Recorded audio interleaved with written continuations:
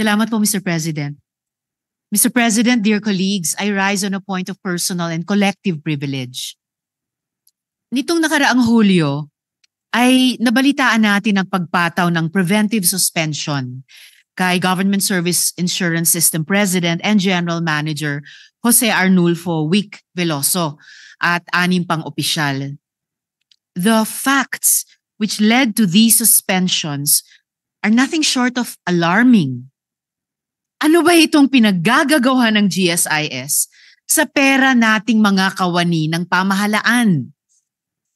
Dear colleagues, habang seryosong itinutulak ng Senado ang mga panukalang batas ukol sa e-gambling, mukhang may isa pang klase ng pagwawaldas ng pera na dapat nating bantayan.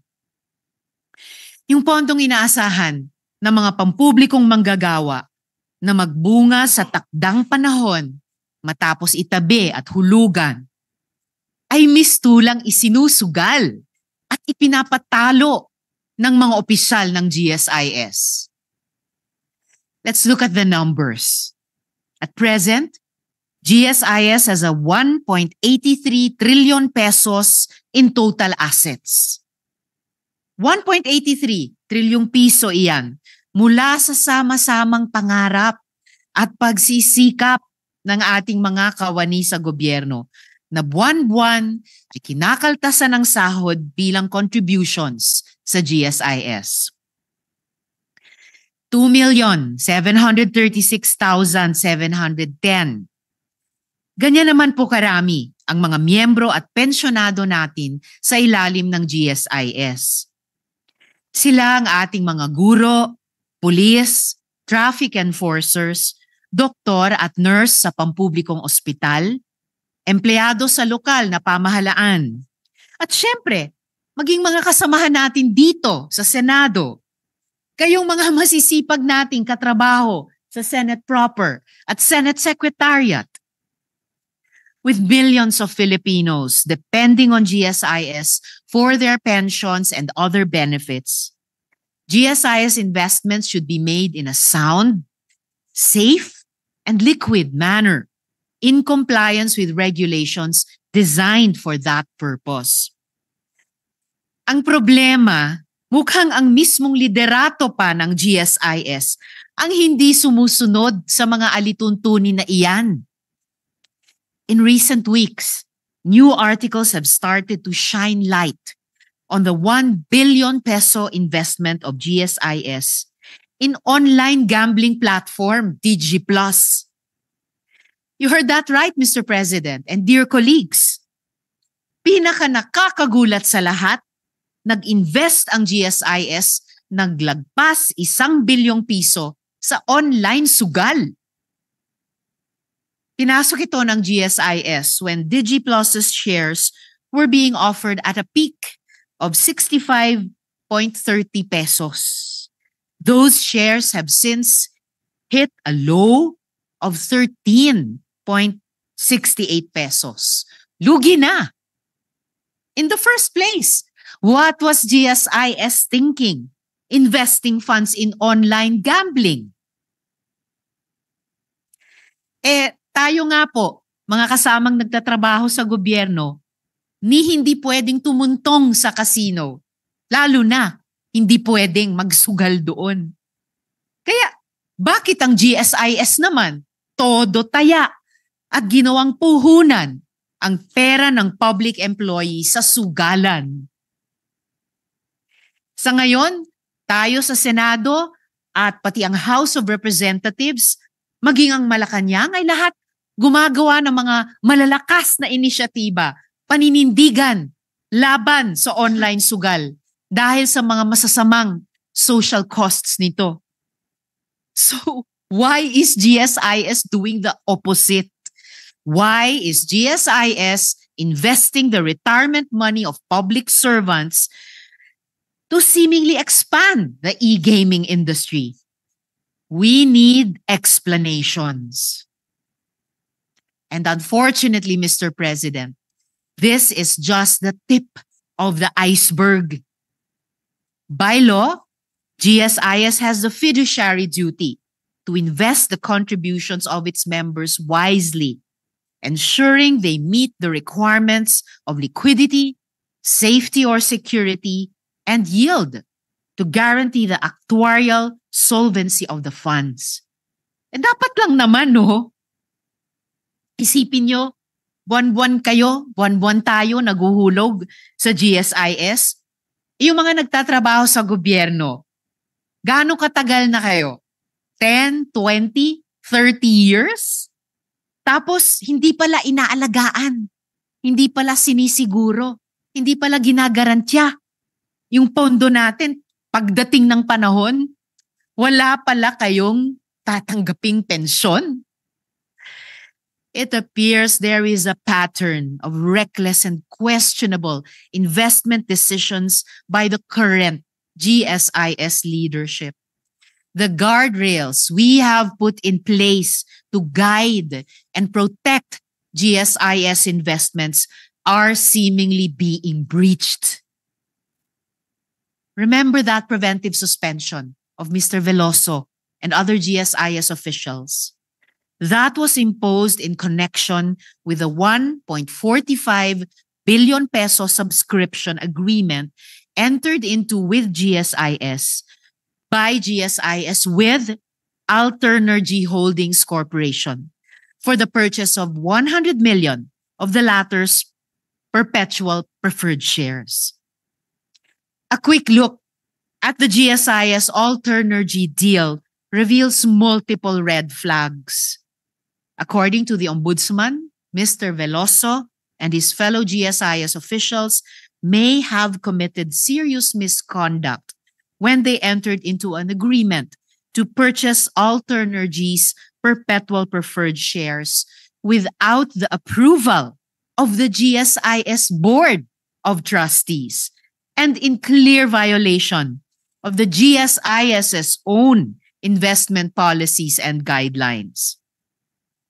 GSIS also entered into this multi-billion peso deal without the necessary endorsements from the GSIS's own assets and liabilities and risk oversight committees. Glaringly, Alternergy's market capitalization was far below the 15 billion peso minimum reportedly required under GSIS policy for investable companies. The shares were not even listed with the Philippine Stock Exchange on the dates of the execution of the agreement and the payment of the subscription.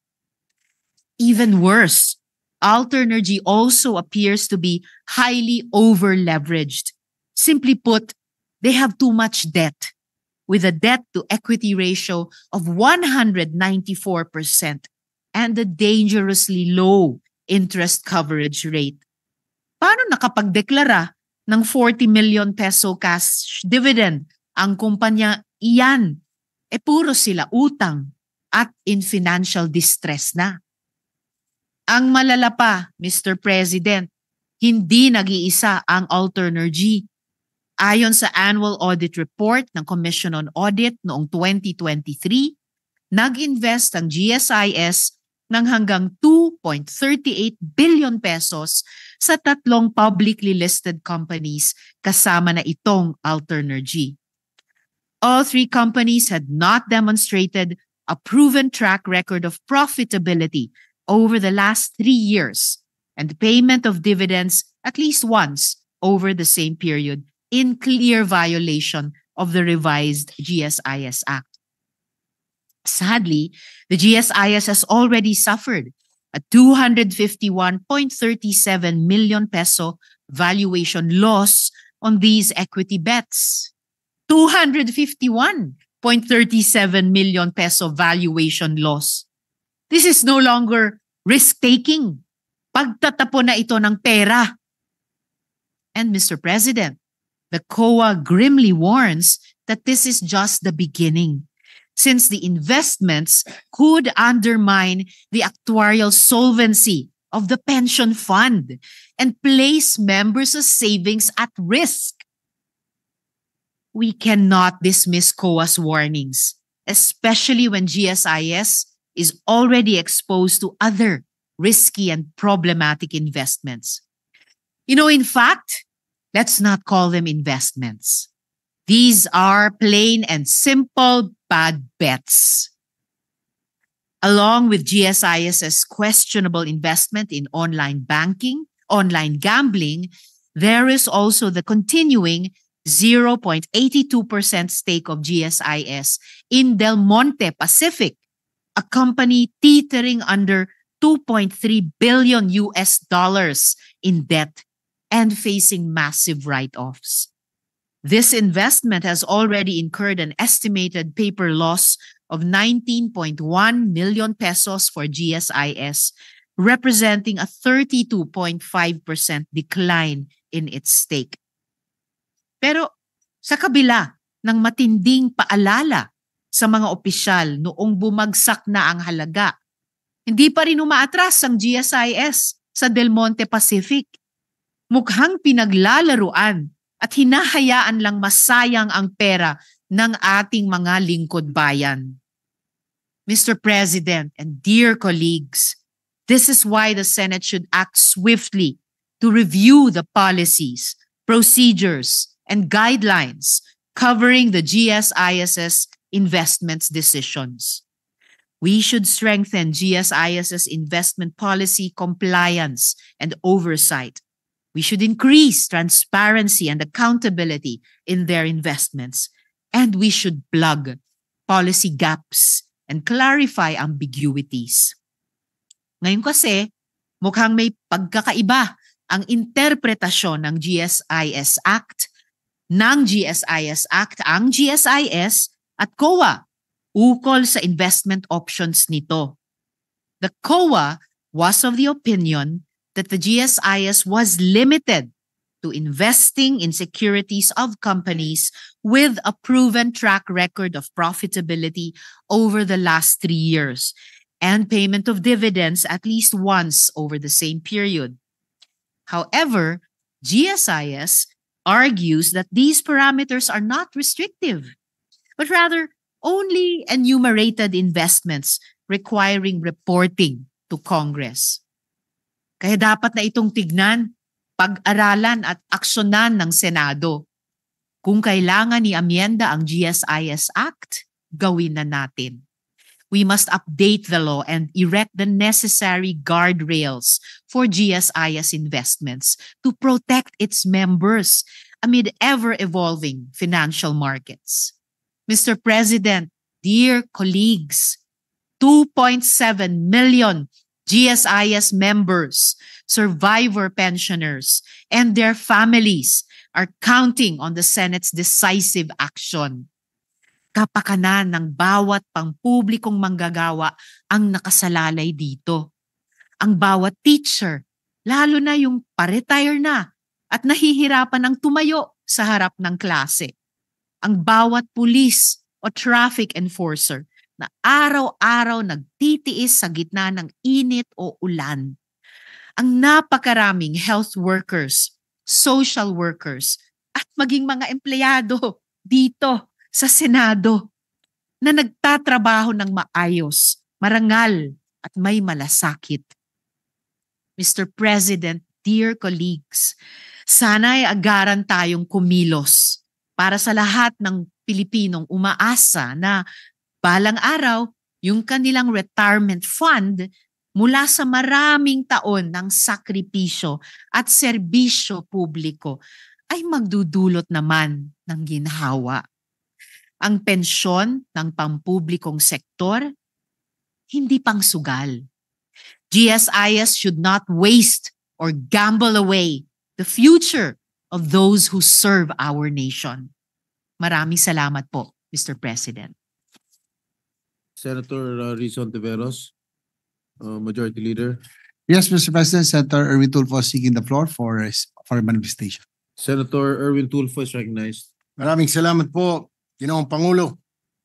Nais ko lamang po, I would like to express my manifestation of support doon po sa sinabi po ng ating butihing senadora patungkol po dito sa pag-expose niya sa mga nangyayari dyan sa GSIS sa ilalim po ng administrasyon ni Ginoong Velasco. Ako din po ay nagagalit at naiinis dahil ito po ay pinagpaguran ng mga empleyado ng pamahalaan. Dugo at pawis ang pinuhunan po nila dito para pagdating po ng panahon ng kanilang pagre-retiro, may mahuhugot ang mga empleyado, maging ang mga kasamahan po natin dito sa Senado na mga rank and file. Kaisa niyo po ako, Senadora Risa, hinggil po dito at nais ko po talagang maimbestigahan ito. At kung may pagkakataon po, maghahain po ako at may ng panukalang batas na kailangang imbestigahan po ito at makasuhan po si Ginoong Velasco Veloso. At kung mamarapatin po ng Committee on Rules at paimbestigahan sa Committee on Games and Amusement, akin pong iimbestigahan sa lalong madaling panahon itong paglalagay ng GSIS ng pera ng mga retirees sa online gaming ika nga sa DG Plus. Ito po ay aking paiimbestigahan. Kung may kumita, mukhang may kumita po rito, mayroon hong komisyon or kickback at hindi po ito karapat-dapat at katanggap-tanggap. Yun lamang po. Maraming salamat, Ginoong Pangulo. Maraming salamat po sa Ginoo mula sa Palawan. Thank you, Senator Tulfo. Sir President, next is Senator Amy Marcos. I move that she be recognized. Senator Amy Marcos recognized. Yes, thank you very much, Mr. President and Majority Leader. I'd like to inform the senator from Capiz, Senator Risa Ontiveros, that in fact, on July 31, I filed Senate Resolution number 39, directing the appropriate Senate committee to conduct an inquiry in aid of legislation into the alleged questionable investments of the GSIS, putting at risk 2.7 million employees of government, our hardworking and very ill-paid government employees. Sunod-sunod po ang kabulastugan sa pag-iimbest sa GSIS. Una na po yung shares ng Alter Energy na hindi nakalista sa Philippine Stock Exchange, unable to meet the minimum capitalization, exceeded the limit on shares for public trading, ang daming violation, kaya tuloy-tuloy nung July 11 ay nasuspinde. Ikalawa, nung July 2, nabulagta yung Del Monte Pacific na nagdeklara ng bankruptcy. Unfortunately, ang GSIS na naman nasa top 25 shareholders ng Del Monte. So, na isalalay na naman ang mga pensyon ng ating mga trabahador. Ikatlo, ang nabanggit na ni Senator Risa, itong 13 to 16, 2025, binili na naman ng GSIS yung mga shares ng DG Plus na bumagsak na, nasa 20% na ng purchase price. At ikaapat, meron pang Nickel Asia, a 1.46 billion investment in Nickel Asia, once again without board approval. At ikalima, a failed attempt na naman. Ito hindi natuloy pero nag-effort din daw to invest $100 million in a credit fund linked to the defunct Lehman Brothers. Apakalabo naman ito. Hindi naman ito natuloy itong Lehman Brothers. Ganun pa man kung bakit pinagpilitan pa at napakalaki ng $100 million. So 5 po ito nakaduda-dudang mga transaksyon na talaga naman na ipinusta yung pensyon na inaasahan ng napakaraming halos 3 milyong Pilipinong mga pensyonado. So sana tulungan ako ni Senator Risa at sa lalong madaling panahon kasi walang tigil itong kaduda-dudang mga investment, tignan na ng Blue Ribbon at iba pang mga committee natin. Salamat. Salamat din po sa lady mula sa Ilocos Norte. Yes, tutulong din po ako kung saan man ma-refer pati itong privilege speech ko kung doon nga sa komite ni Senator Erwin Tulfo or sa iba pa, pero tutulong din po ako para maimbestigahan ito at salamat sa mga dagdag na impormasyon na ibinahagi ninyo. Salamat, Mr. President. Thank you, Senators Marcos and Hontiveros. Majority Leader. Mr. President, Senator Robin Hood Padilla, I seek the floor. I move that you recognize. Senator Robin Hood Padilla is recognized. Maraming salamat po, Ginoong Pangulo. Nais ko lamang pong mapabilang sa mga kasama po nating senador, katulad po ni Senator Erwin Tulfo at ni Senator Amy Marcos, sa pagsuporta po sa inihain po na talumpati ng ating ginagalang at atin pong hinahangaan na Senadora Risa Hontiveros. Kasama niyo po ako, anuman pong inyong hakbangin, hindi po ako talagang makakapayag, katulad po ng inyong sinabi, na hirap yung ating mga taga-gobyerno sa usapin ng kanilang kontribusyon, tapos ito'y mawawala lamang. Maraming salamat po sa inyo. Maraming salamat din po sa Ginoo mula sa Camarines Norte at BARM.